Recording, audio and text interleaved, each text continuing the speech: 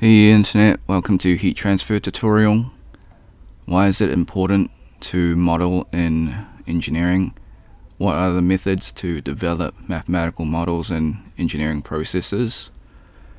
Summary: to prepare a mathematical model, you need to identify all the variables influencing the phenomenon, make reasonable assumptions and approximations, study the independence of these variables, apply relevant physical laws and principles, formulate the problem mathematically, solve the problem using the appropriate method, interpret the results to draw conclusions. Okay, so those are the bullet points. Here is the, paragraphs. So it allows you to predict the outcome before it happens, or examine the different facets of the event. Basically, you want to simulate what's going to happen before it happens, so you can find out whether something's going to fail or not. Next, creating a mathematical model helps identify assumptions and approximations.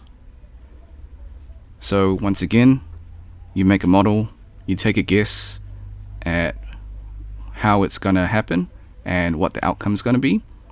So in heat transfer, you want to figure out how much heat is being transferred, hence the name. So if things get too hot, things will either melt or explode.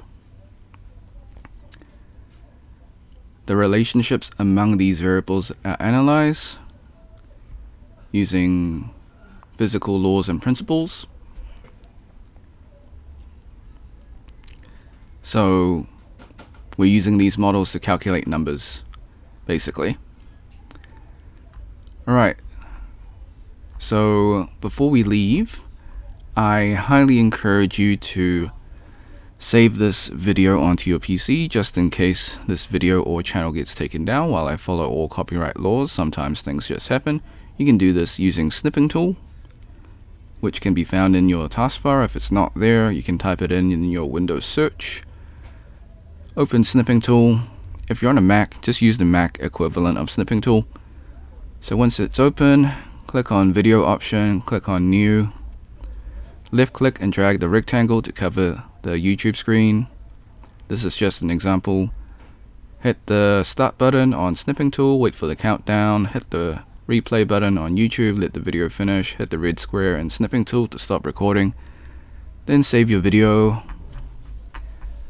Thanks for watching. Hope you had a great day. Be sure to like, subscribe, share with your friends, because this is a made up question, so they probably won't be able to find it. If you got questions, comments, leave it in the comment section, or if I made a mistake.